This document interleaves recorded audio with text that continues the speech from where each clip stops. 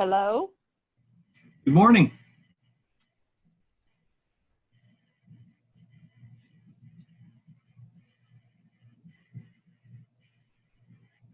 Hello? Is anybody out there? Montour County here. Morning, Steve Greg. Phillips here. Hey, Steve. We've been having a couple people popping on in just the last minute or so, so we'll give about 30 seconds in case there are any late starters clicking through, and then we'll get started. Hi, Jim. This is Vicki Rushnack. I'm here. Hey, Vicki. Thank you.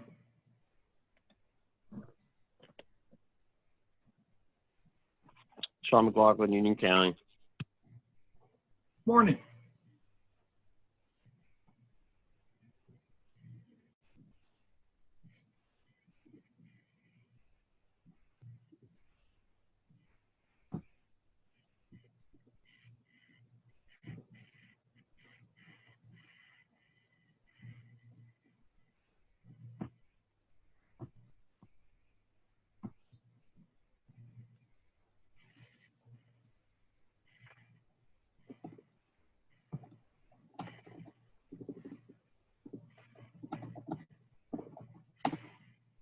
All right, then at 9:31, we're going to call the April 17th SEDA-COG Metropolitan Planning Organization meeting to order. The first thing I want to do is say thank you. We'll go into our thinking and how we decided to continue with this meeting under item E, but I want to say first off that we appreciate your time and attention. We are doing our best to present the meeting in an accessible format while monitoring for disruption. We are going to keep the meeting as short as possible, and that means we're only going to talk about the action items today. The supporting information for the action items was posted in the main MPO packet. All of the tables, reports, and interest items that we usually put together that we don't ask you to vote on, they're still there, but they're in what we titled the extra packet on the SEDA-COG website, and we're not going to go through them today. We are going to be doing a couple of things differently since we're working on the phone. First off, we'll start with a roll call, and in a minute we'll ask Kay to walk us through that, but we'll start with the voting members, then the guests who confirmed they were attending, and then we'll ask anyone that we didn't catch in those first two lists to introduce themselves. Just as business items, we'll ask that if you have the ability to put your phone on mute, you do that unless you're asking a question, making a motion or comment, or voting. And we're also going to ask that if you are making a comment or making a motion or second, that you introduce yourself as you're doing it so we know who's talking. Since our votes tend towards the unanimous, we're going to at least try this out with a voice vote. But if that gets at all confusing, we'll go to a roll call vote. So with that laid out there, Kay, can you start us off with a roll call? I sure can. Thank you. Good morning, everyone. Mark Calusi. Katie De Silva. I can't understand if they replied. Did Katie reply, Jim? I didn't hear Katie. I do see that Mark was on. Okay, Katie's not on then? Okay. She is on. Brad I see her Kerstetter. on the participants. Okay. Brad Kerstetter. Here. Sean McLaughlin. Here. Terry Mullins. Present. Steve Phillips. Present. Jonathan Rank. Here. Richard Ridgway. Here. Vicki Rushnack. Here. Jim Saylor. Here. Justin Scavery. Here. Eric Staley. Here. Okay, that's who I have for the voting members. Is there any other voting members I missed? Greg Moulter, Lisa. Montour. Sorry about that. Anyone Lisa else? Dooley, Town of Bloomsburg. Thank you. Okay, I'm going to move on to other MPO members. Ann Messner. Here. Okay. Any other ones that I missed? Okay, guest Eileen Everett from Geisinger Health Plan. Here. John Levitsky. Here. Shannon Wood from Geisinger. Present. Okay, then I have staff of Don Keel, Here. Steve Herman,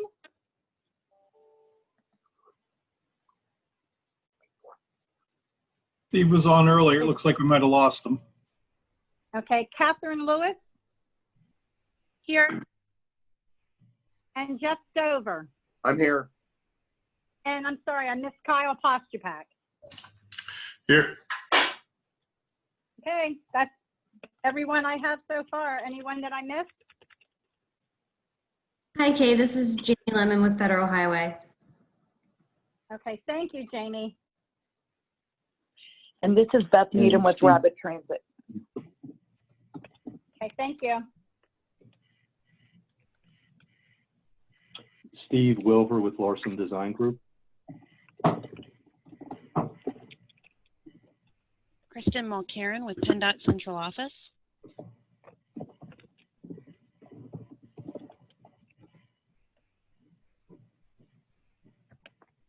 Hey, Jim and Kay, this is Jeff Stover. I'm looking at the participants list on my computer, and of course, I see some people identified by their name. In fact, I'm looking at about 6 people on video too, which is nice. But we also have a raft of folks in here where I just see phone numbers. And how are we resolving who those phone numbers are? I mean, I think that Kay has got a running list of people on the attendees, certainly from her list. But is there any way of resolving the numbers or assigning names to the numbers we see? I'm not sure.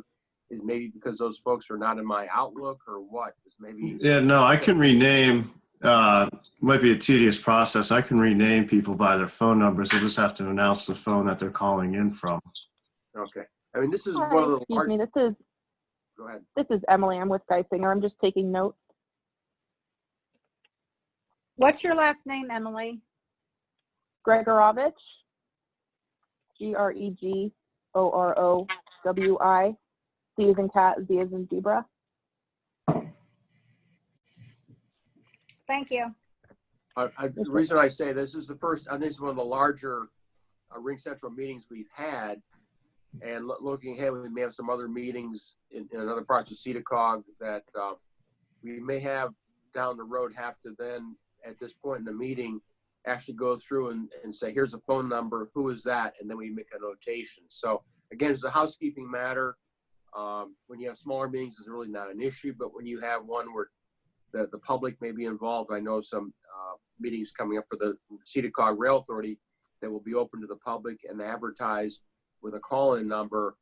We will need to know who is on. I mean, if they're in the room, we see them, obviously. So now we're going to this virtual meeting.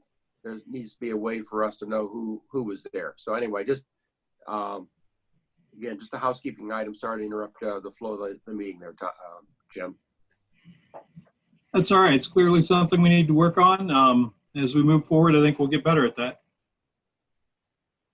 Hey, Jim. This is Tom Zill. I just want to thank you for letting us hop on to watch, and it's exactly for those reasons that Jeff just said. So I cannot get audio off the video feed. That's my problem on my end. So I'm on both with phone, and you can see my name up there, but one of those phone numbers is mine. So, but thanks, Jeff. We again appreciate you guys letting us hop on here and observe this, because we'll be doing the same thing shortly.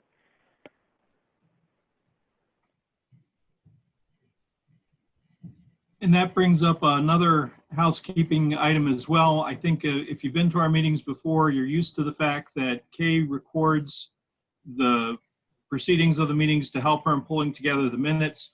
Since we're doing this in a conference call and teleconference call format, we're also experimenting with using the Ring Central platform to record it, with the idea that, number one, it helps with the minutes. Number two, best practice that's been recommended is posting the meeting after the fact.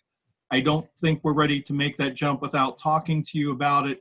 But I did want you to know that we are experimenting with the recording, and depending on how that goes, what the quality of it is, and how the meeting proceeds, we will reach out to you about the idea of posting it online and make sure that everyone is comfortable with that before we would take that action. Well, I think something else to think about too is if you're going to keep the recording, we also have, an obligation under the public records law that even if it doesn't get posted, we still have to retain it as a public record in case anybody asks for it under the right to know law.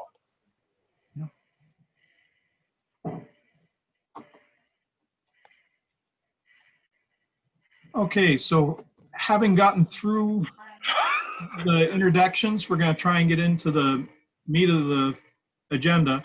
The first action item that we're talking about is the minutes from the February 14th MPO meeting. If you pull down the packet from the MPO website, those start on page 2 of the main packet. And I would ask at this point if any of the members have corrections or additions to the minutes as presented.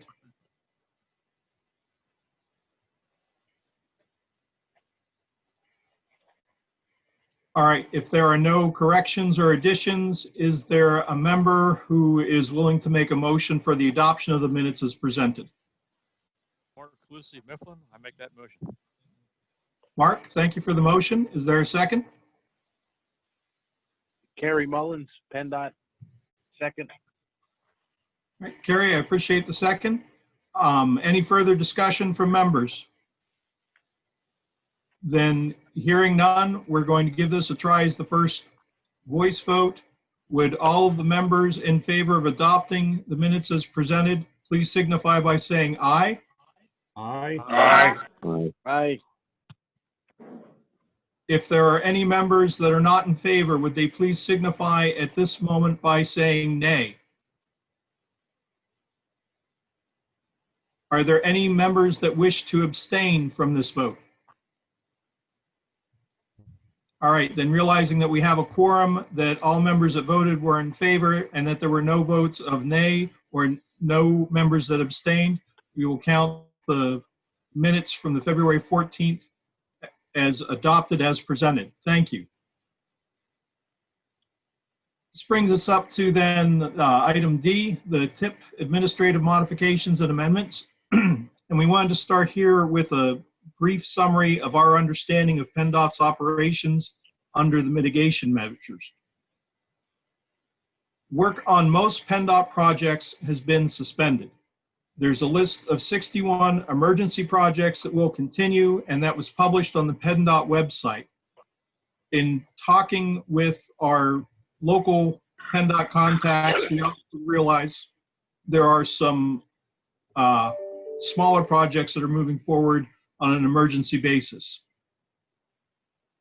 There are around 5,700 PennDOT employees that have been furloughed, and most of the remaining employees are working from home. Project lettings scheduled in March and April were delayed.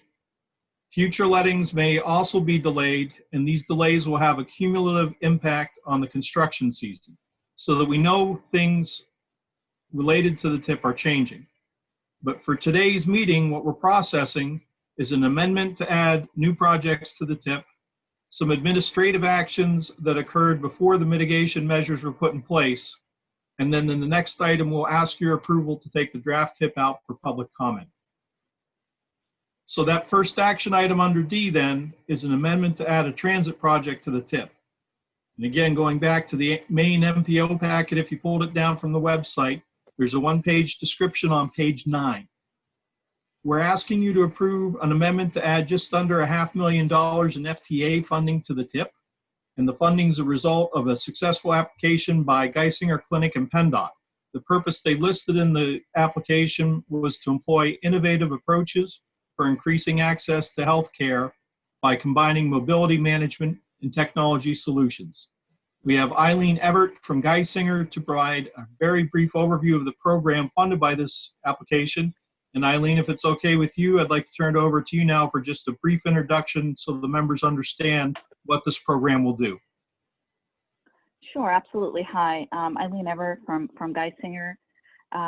We've been working since the launch of April of 2018 on a transportation pilot that provides coordinated rides to clinical appointments as well as the necessary social services needed, such as grocery store, pharmacy, and senior center for those that are most medically complex patients.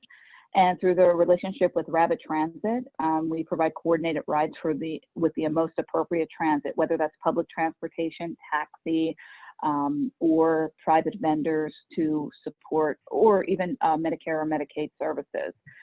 Over the first year, and with a limited scope of eligibility since it was a pilot, we've been able to provide over 9,000 round trips, and overwhelmingly 81% of those have been for medical appointments, and 19% of those have been for non-clinical, including food pickup, social services, and pharmacy. And so in the future, we were hoping, we submitted an application in a hope to expand eligibility and geographic reach through, as you mentioned, increasing mobility management, artificial intelligence, and technology solution. So about a few months ago, Geisinger received notification that we were awarded close to $500,000 in funding to extend that eligibility and geographic reach. And again, to increase the mobility management to serve a larger geographic area. Currently, our pilot program serves patients that live within a 50-mile radius of Danville, more of our rural setting, and our urban pilot is Scranton, Pennsylvania, and that's a 25-mile radius. So in addition with the new technology solution and additional mobility management services and the expansion of the next transportation, we anticipate to increase access of care for additional patients throughout our service area. So we've been working on pieces with that, and we've also, we submitted our application, as I mentioned, last year and was awarded the grant a few months ago, and we were advised to go through the state DOT to access the funding for the FTA grant. So we've been working, Shannon Wynn's on the phone, one of my colleagues, we've been working through those pieces. So I'll pause there and see if anybody has any questions about the program or the grant that we're working on currently. I have a question. This is Lisa from the town of Bloomsburg. Is there a way you could send a flyer, and maybe there's already a flyer I could access to help advertise that for Bloomsburg citizens? Sure.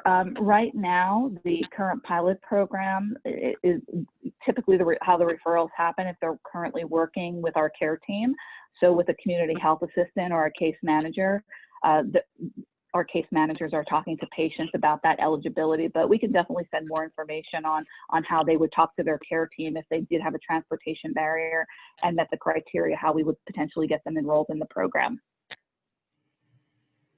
And another piece, what we've been successfully doing through the relationship with the mobility manager is really at times using this as a bridge program.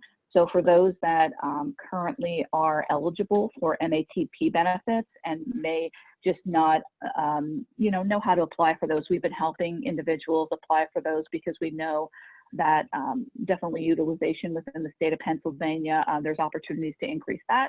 So we've been able to successfully transition 500 patients to MATP and lottery funding as well to help bridge the gap with their transportation barrier as well as this program.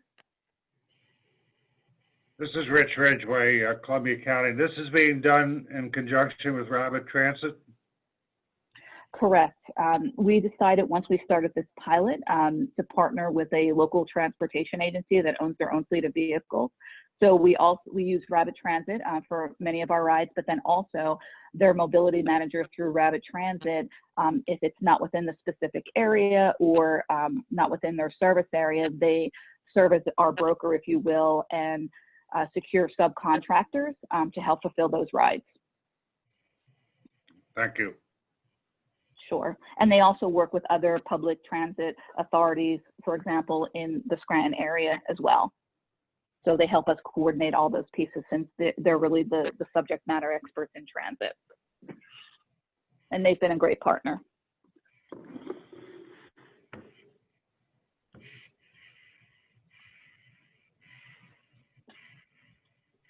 All right, are there any other questions for Eileen? Then hearing none, do we have a member who is willing to make a motion for the adoption of the amendment as presented? Greg Moulter, Montour County, make that motion. Thank you, Greg. Is there a second?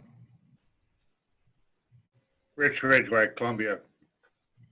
Thank you, Rich. Is there any further discussion from the members?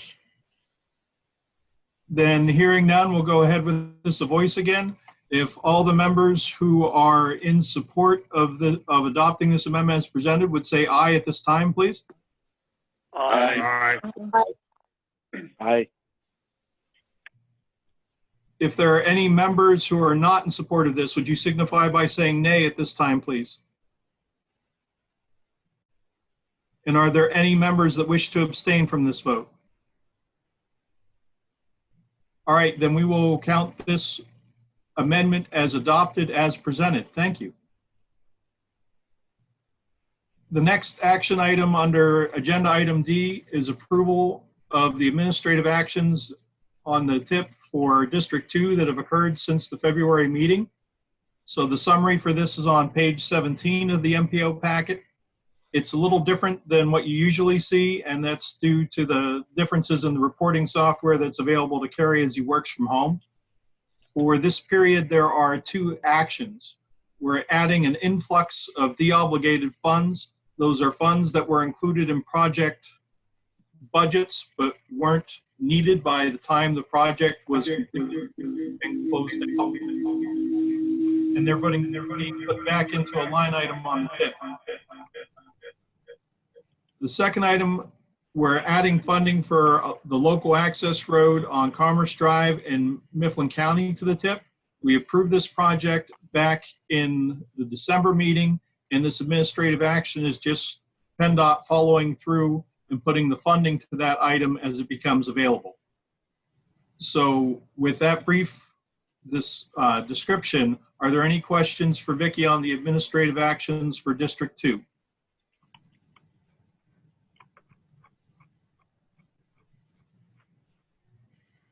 All right, then if there are no questions, is there a member who's willing to make a motion that we accept the administrative actions as presented? This is Katie, so moved. Thank you, Katie.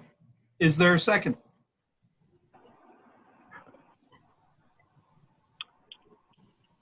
This is Justin, now second. Thank you, Justin. All right, is there any further discussion on the item? Hearing none, would all the members in favor of accepting the administrative actions as presented signify by saying aye? Aye. Aye. Would all the members not in favor of accepting the administrative actions as presented signify at this time by saying nay? And are there any members who are who would wish to abstain from the vote? All right, then again, since all the votes were in favor, there were no nay votes and no abstentions, we count the administrative actions as accepted as presented. The last action item under D is the approval of the administrative actions for District 3 made since the February meeting. The summary is on page 18 of the packet. We are adding a little bit of retroactive reimbursement funds to the Montour Street Bridge project in Danville, and we're also adding federal funds for 2 flood repair projects related to the summer 2018 flooding. Are there any questions for John on the administrative actions for District 3?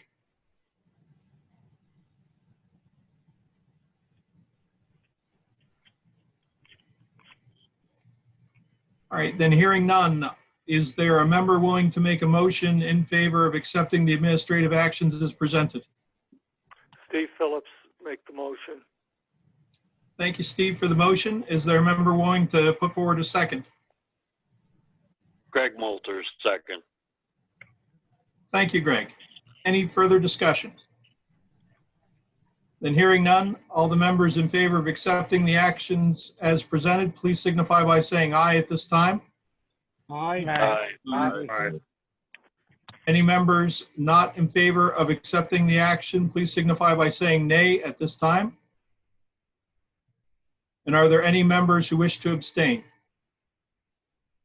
All right, then again, since all the votes were in favor, there were no nays and there were no abstentions, the administrative actions are counted as accepted as presented. Thank you. That gets us through item D and brings us up to item E, kind of the last heavy lifter for the agenda. We realize this is not an ideal time to do a public comment period. On pages 20 and 21 of the packet, there's a memo included that lays out our reasons for moving forward with the comment period and the changes to our approach to address the current conditions. To summarize that, we don't think that there will be any extensions from PennDOT or FHWA in the TIP adoption process, meaning that the MPO will have to conduct a 30-day public comment period and adopt the TIP by the end of July to keep our part of this process moving. We think that the movement restrictions and work restrictions are going to last well into the 60-day window that we have to do that comment period. And that even if people do go back to work, they'll likely be encouraged to restrict unnecessary trips and avoid large gatherings. So we've come to the determination that if we are going to get people's eyes on this, we're going to be doing it virtually. We realize that the program is likely to change due to the mitigation measures and the changes in place, but we don't think we're going to have any better answers about what those changes will really look like if we wait. We'll still be working out what the implications are, what projects are delayed or deferred by the time we get to the end of the comment period. So we figured out that we could wait and do this a month or so later, but we don't think we'll be able to do it any better if we do. And with that in mind, we thought it was better to move ahead and present the materials that we have. Are there any questions from the members about, or the general public about our line of thinking on this?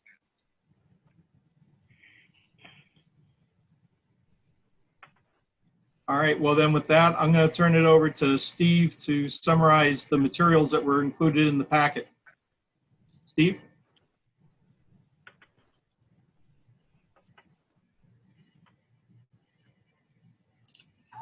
Steve's audio, your audio's not coming through.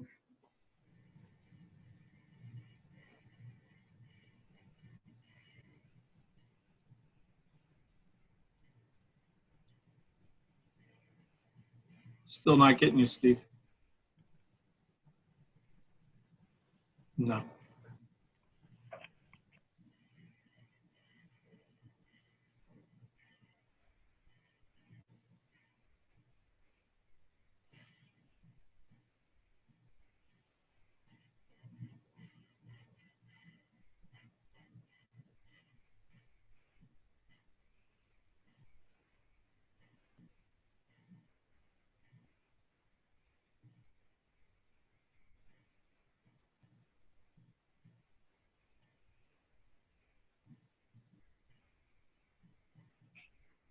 Hello.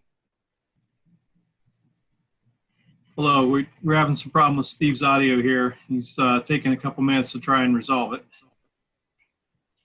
Okay.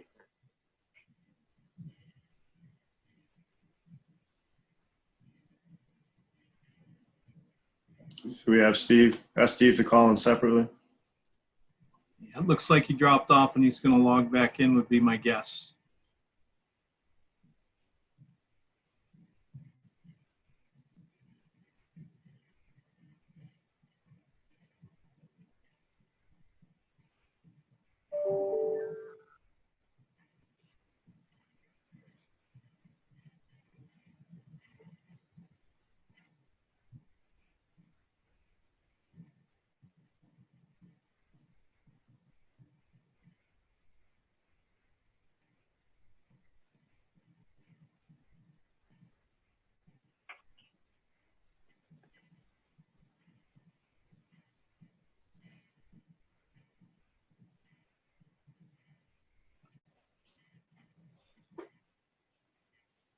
Still not getting your audio, Steve.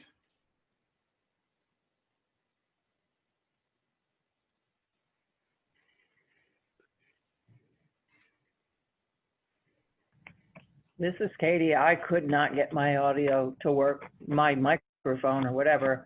In the end, I had to call in. I was going to say, Jim, does Steve maybe want to call in on his cell phone instead of trying to call in through the PC? Maybe hand over the controls to you, maybe, or somebody, whoever's doing it, whoever's online, if they can see whatever he's going to present, or. It looks like he's trying to call in now. Yeah.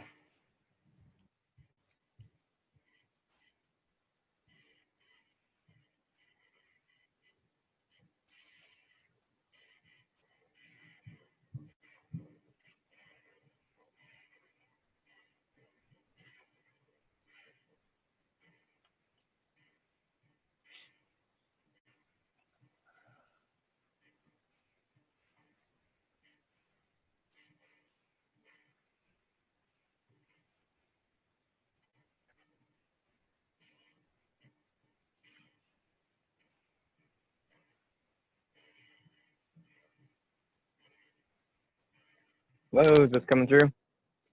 Yeah, there we go. Thank you, Steve. Okay.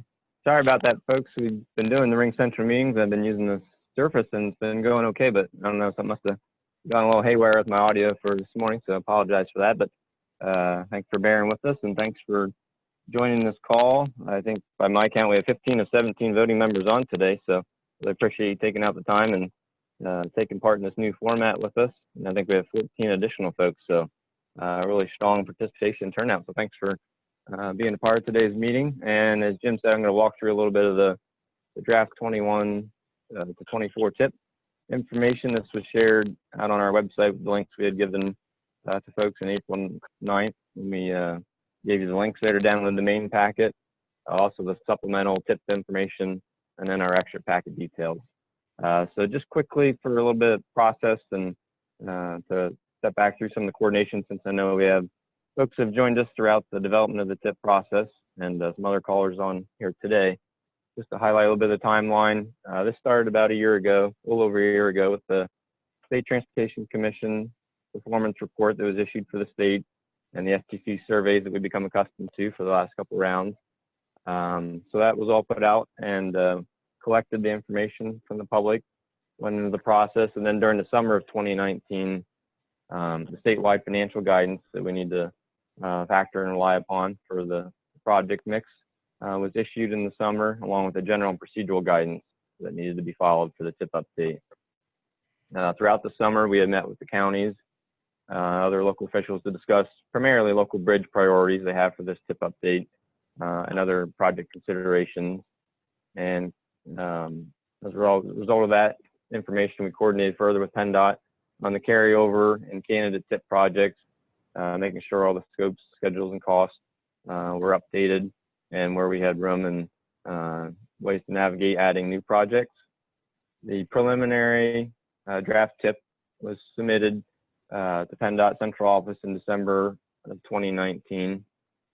And come January of 2020, we had conference calls with PennDOT Program Center folks and the district staff and reached the general consensus on the tip projects. We brought that tip project listing to the MPO members at the February 14th meeting, our last meeting that we had held. And we finished up all the prioritization and scoring of the local bridge projects, and we're able to get 3 new projects in Northumberland County and one in Northumberland and one in Union County, which is in the charts and information that's in the packet as well. And now in the packet we have, starting on page 23, a draft 2021 tip summary and the at-a-glance charts that we've been using for the last couple rounds just to simplify and distill some of the information. I'm not going to go over all that material or the supplemental tip handouts that were emailed on April 9th, but feel free to ask questions about those in a few minutes. I did just want to point out here quickly, slight changes since the February 14th version of the tip. That reflects the overall tip value back in February was 377.5 million approximately, and now it's 375.5 million. That's due to project in Mifflin County, the T439 over T Creek in Mifflin County project had $2 million in federal STP funds. So that project was not on the latest version of the TIP, so there's a $2 million overall reduction. And another slight change is in Clinton County, and that's the State Route 150 Lock Haven Signals project. That now has $565,000 in change in Regional Highway Safety Improvement Program funds in fiscal year 2022. And back in the February 14th version of the TIP, it had only 122,000 approximately in those safety funds. But we were able to make that adjustment by taking some of the funds from the regional line item and get those allocated for the needs on that State Route 150 signals project in Clinton County. So the reserve betterment line item was reduced, and the safety funds for the Lock Haven project were increased by the approximate $442,260. That was really the only changes that have occurred to the TIP since we last reviewed it. In your packet, we do have some additional material, and we have a table on the final page, 28. It goes over the required documentation. And since that April 9th email, just wanted to point out we have completed a couple other items there, being number 10, the TIP financial constraint chart has been completed, along with the environmental justice core benefits and burdens analysis and the public comment period ad. Those are a couple additional items that have been completed since April 9th. And Jim touched on the public participation procedures, and PennDOT has recently issued some FAQs about virtual public involvement. So we've been taking a look at that with what we had already laid out as the process here to be followed. And we've prepared our public notices. Those are ready for issuance to the daily item and distribution to our interested parties database, along with the press release. And we'll rely on our typical correspondence through social media feeds as well to get out for public consideration. And as Jim mentioned up front in the memo, we don't really see it as a possibility or feasible to get the hard copies out to the normal sites that we would use in the past, the county buildings, the libraries, transit operators, just because of the COVID-19 mitigation measures and still trying to limit the spread of the virus. So we're relying more on the online, and we would invite the members to either link to our website, where we'll have the draft 2021 TIP materials posted, or to post them on their sites, and just to get further reach that way. I guess if there are openings during the comment period and we're allowed to get hard copies there, the public can access the buildings, we can take a look at that. But for now, we think the online review is the main way that we're going to have to go through this process. And we have also designated a public meeting during the 30-day comment period to occur on May 13th.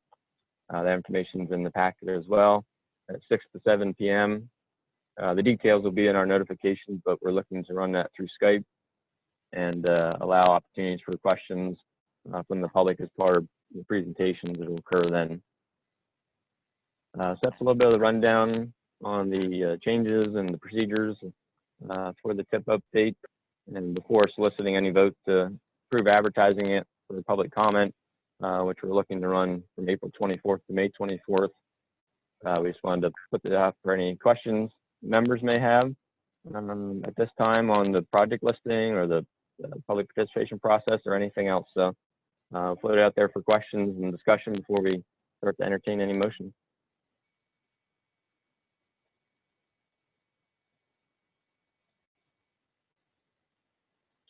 Hey, Steve, this is Sean McLaughlin at Union County.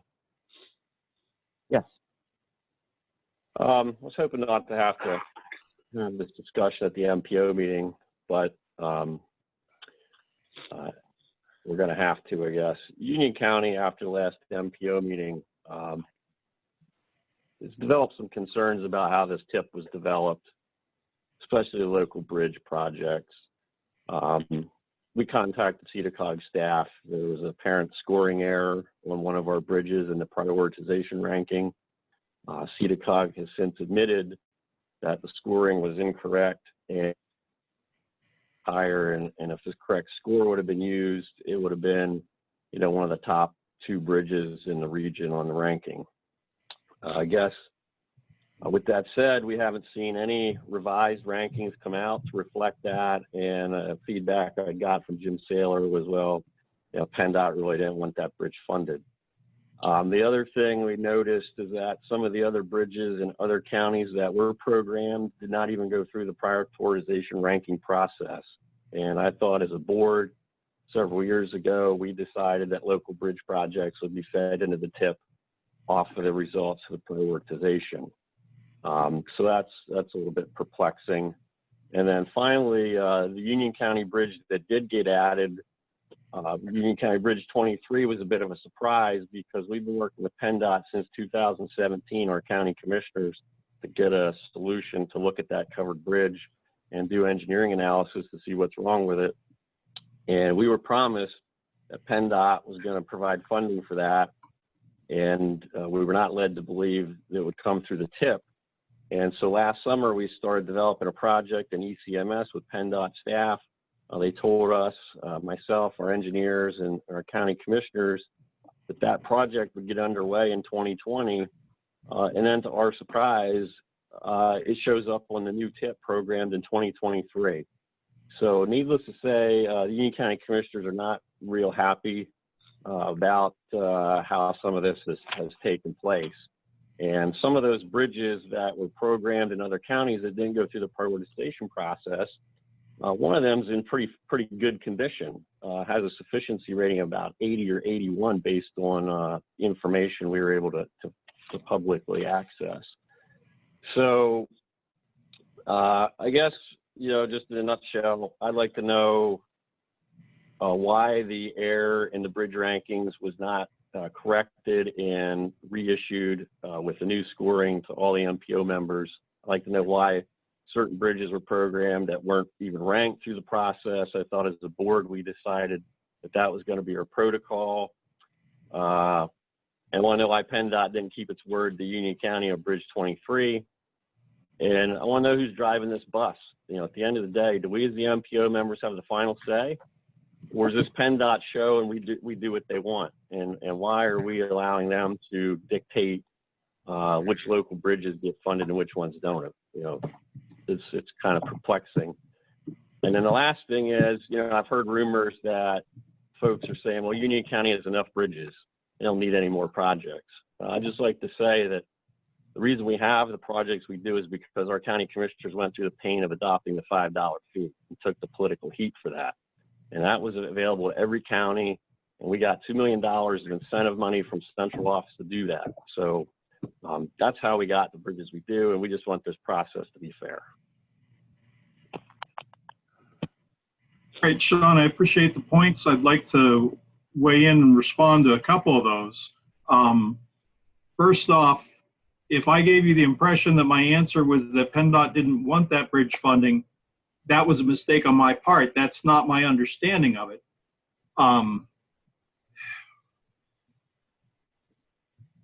So, you know, let's start there. We did try and come out and acknowledge that there were mistakes made in how we scored the process. We were late getting some of the data into the process, and we did our best to correct those errors and circulate that to the MPO members, or at least talk transparently to you about it at the November meeting. Part of the issue that we're fighting there is that it took long enough for us to pull the scores together that we were at the end of the window where PennDOT could reasonably act on the input we were providing them about which bridges were our priorities. Second issue, programming these bridges is a collaborative effort. So what we're doing in scoring those bridges is trying to provide PennDOT with consistent input for the whole region about what our priorities are. One of the issues that made this hard is that Union County is one of the 2 counties that didn't sit down with us to talk with PennDOT about what the priorities were. And if we'd been able to have that conversation, I think we might have gotten around this issue that the PennDOT personnel who were providing input on what they felt the bridge needs were would have had a clearer message from you and your bridge inspection consultant, and where we landed would have been closer to the county's expectations. Our proposed remedy for that is that when we get back into normal operations, the opportunity we'll have to maybe program some of the bridges that are local bridges on the tip will come after the tip is adopted in the October timeframe. What we're suggesting is when we get back to normal operations, we sit down and have that conversation between you, your bridge inspection consultant, and the District 3 personnel, including their programming and planning contact and their bridge engineers, and make sure that we get everybody on the same page. While we don't have blanket authority over what projects are programmed on the tip, we're relying heavily on the expertise from PennDOT about what needs to move forward, especially since some of these projects take so much lead time. The way that we influence this is by having good conversations where you're getting everybody at the table, everybody looking at the same information. So the things that we can do to make this better, I think, are, again, once we get back to the normal operations, or if you'd prefer, we can set up a conference call to do it, using a format like this. But let's get people in the room and talk about what should be programmed, where we have maybe the wrong projects on, and how we move forward with putting a new project on. And if there is... Jim. Yeah, go ahead. I can just interrupt. I mean, we're going to have to agree to disagree, because Union County did submit its priorities to the MPO and PennDOT. Yes, we did not have a meeting. I agree with that. Our priorities were submitted. And some counties didn't even submit priorities, and they got projects. So we were penalized because people didn't get their stuff in on time. The second point I'll make is Brian Miller at PennDOT District 3 called me in this process during the TIP development and said, why didn't Union County put Bridge 23 as a priority? You have Bridge 2. I said, that's because the district's already committed to funding Bridge 23, and we're developing a project in ECMS. Why would we submit that for the TIP? We were under the impression that wasn't being funded through the TIP. And he said, oh, okay, I've been out of touch on these local projects. I'll have to talk to staff internally and go from there. That's the last we heard from PennDOT. So we thought Bridge 23 was already funded, and Bridge 2 would have ranked high in the regional rankings and would have got programmed TIP. Instead, Bridge 2 disappears, 23 ends up on the TIP. So I don't want to hear we didn't communicate. That doesn't cut it for me. But in moving on, I'm just getting my point across so everybody's aware of what happened here. And I don't want to take up anybody's time, and I already have. I got my point across. So let's move on to the vote.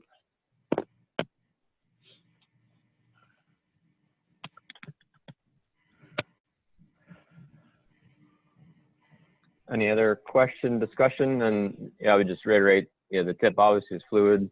There's cost savings on projects. We have the capability to add additional things. This isn't be all end all of the TIP. And we know, things that are happening, there's going to be probably several revisions in the future just based on lettings, funding issues that might be encountered and things of that nature. So there's discretionary programs that are out there that go toward local bridges. So what you see right now is not what's going to be static for the next 4 years. So we just encourage folks to continue to sort through that process and coordinate on a high level.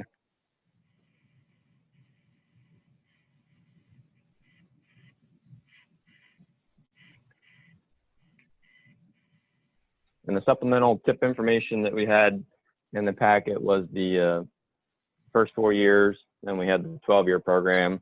So you'll see in those latter two phases, things that are going to be designed, or the higher cost projects that need to carry over into the second or third 4 years of the 12-year program. And then we also had the more simplified version of the TIP that we've been generating recently to address some member comments and make it a little bit more straightforward in terms of what you're looking at in those charts. So that was in the supplemental TIP information. what we'll post on the website will be the full, documentation is needed, and there's a couple items that we had pending on the chart there, some statewide documents that are being generated this week and next week, and we'll get those included as well for the public consumption. But are there any other questions or comments from the group about the draft 2021 tip?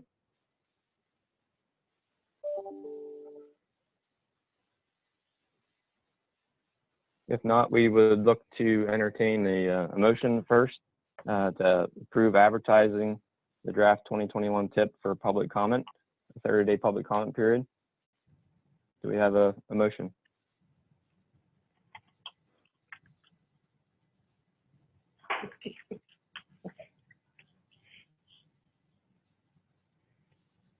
I'll make the motion. This is Katie.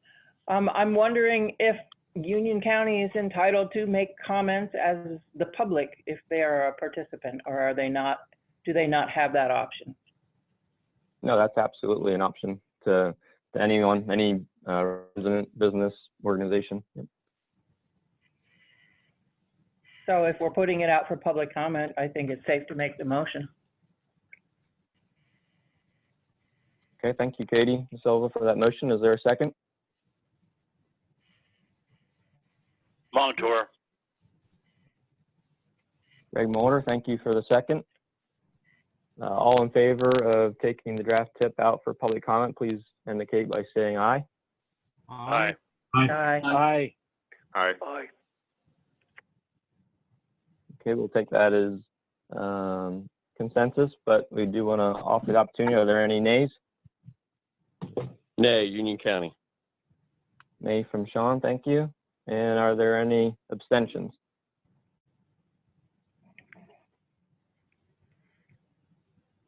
Okay, hearing none, the motion passes and draft tip will go out for public comment.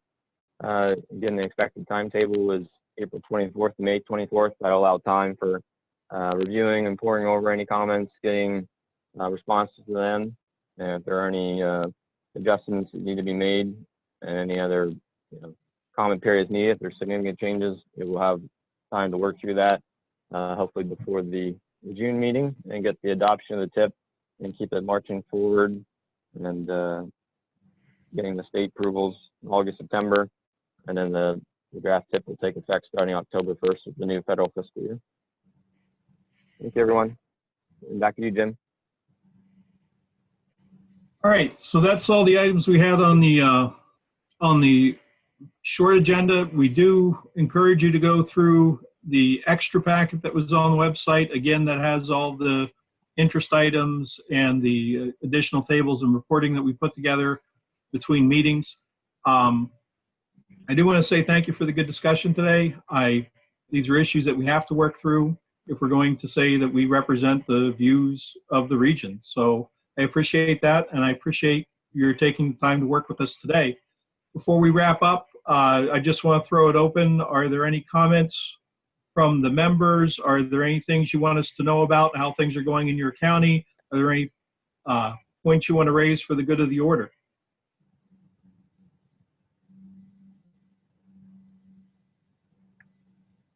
All right, well then, hearing none, we're going to adjourn this meeting at 10:25 a.m. and we hope to see you again on June 19th, and hopefully by then things will be far enough back to normal that it can be in person. Thank you again, everyone. Bye. Bye. Thanks.